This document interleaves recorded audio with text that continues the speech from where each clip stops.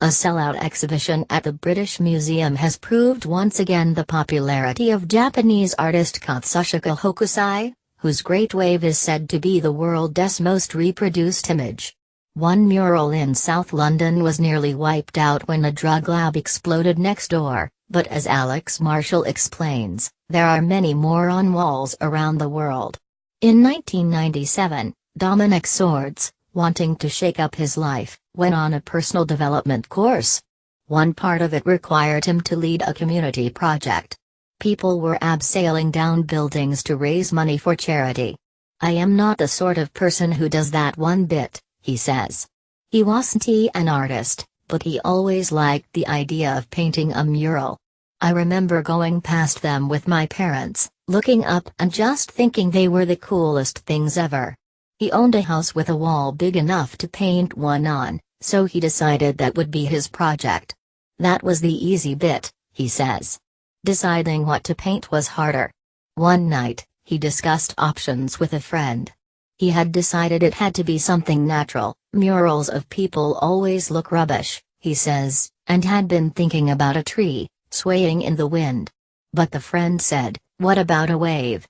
And then both had the same thought, "How about that Japanese one?" For 20 years now, Swords' house in Camberwell, South London, has had a copy of Hokusai's Great Wave or Under the Wave off Kanagawa, to give it its actual title painted across its back. Just as in Hokusai's original, which master cutters carved into multiple blocks of wood, so it could be printed again and again, the wave is cresting, dozens of foam fingers stretching out from it. But on the house it looks as if it's about to break into the alley below, and drench anyone passing by, rather than drench the sailors Hokusai painted in 3 wooden boats.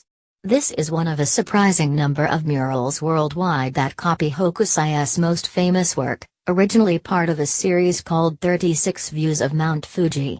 You can find them everywhere from Paris's catacombs to a Croatian schoolyard, Washington, D.C. to a Bristol street where a blood-red wave is being stared at by telescope-wielding aliens.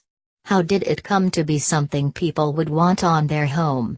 Christine Guth, author of Hokusai's Great Wave, Biography of a Global Icon, says its initial success was partly down to the use of the intense brush and blue ink that was then new to Japan, a promotional device which was probably the idea of Hokusai's publisher. Somewhere between 5,000 and 8,000 impressions of the work were made from the original wood blocks and sold in Hokusai's lifetime in Japan, she says, making it a considerable success.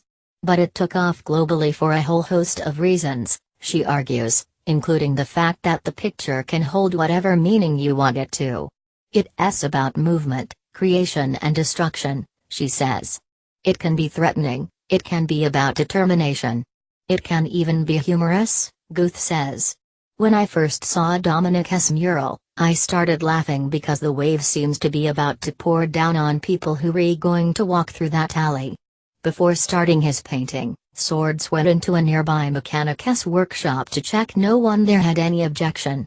The garage was owned by a very truculent Greek, a chain smoker never without a greasy cap, he says.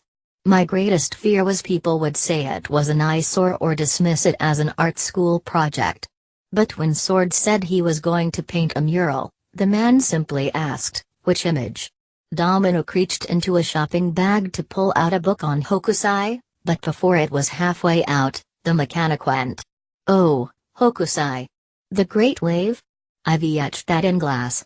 The mechanic turned out to be much more of an artist than Swords. He provided advice on how to paint the mural, even lending Swords a projector so he could take the carved glass and beam the image onto the wall. One night, Swords says, after the pubs closed, we projected the wave up there, and, half-cut, scrambled around on the scaffold, with pots of black paint, and did the outline. It looked amazing just like that. Over the next fortnight, locals and passers-by helped finish it off. Kids and mummies would grab a paintbrush and do a little corner, Swords says, although he admits he became a little proprietorial and regularly touched up their work. The mural instantly transformed his street. This alley was where people came to shoot up drugs, or look through handbags they'd just stolen, Literally, you define empty ones lying outside. And to create a little bit of beauty in that, which people see and smile. It completely fulfilled the idea of the course that you can create a community. The scruffy surroundings seemed quite appropriate for a work that Hokusai began when close to destitute, at the age of 70, bankrupted by his wayward grandson's gambling debts. In the British Museum's exhibition, there's a drawing of Hokusai, showing him with a lice-infested quilt in a room littered with food wrappers. But 15 years later, a local ne'er-do-well almost blasted the mural to kingdom come. In April 2012, Miguel Carmona Gutierrez, a 42-year-old from Seville, was busy stirring chemicals to make crystal meth in a flat underneath the painting, when something went wrong. The explosion that followed was so loud, armed police quickly arrived fearing a terrorist attack. Gutierrez ran from the remains of building, his clothes on fire, and had to be put out by a local who grabbed a fire extinguisher from his girlfriend's hair salon. It took 5 fire engines 3 hours to tackle the blaze. The first I knew was when a friend phoned and said, "Your flat's exploding," Swords told a newspaper at the time. A third of the mural was burnt off, the rest damaged by smoke. But within weeks people were working together to get it back. That October, local community groups and the London Mural Preservation Society put out a call for volunteers to help repaint it, and even managed to get Dulux to donate the paint. Swords, in a Facebook post, suggested including the element of fire in the new painting, to acknowledge the explosion. When the new mural took shape the following February, it included an exploding Mount Fuji, a reference not only to the fire but also to the Fukushima nuclear power plant disaster.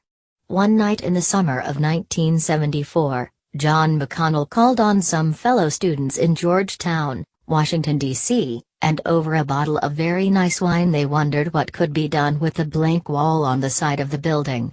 McConnell suggested Hokusai, and the others quickly agreed. Just as I was finishing, someone who was a professor of Asian art set up shop in the alleyway there, and she delivered a whole lecture about Hokusai and the compositional techniques of this particular work, John says.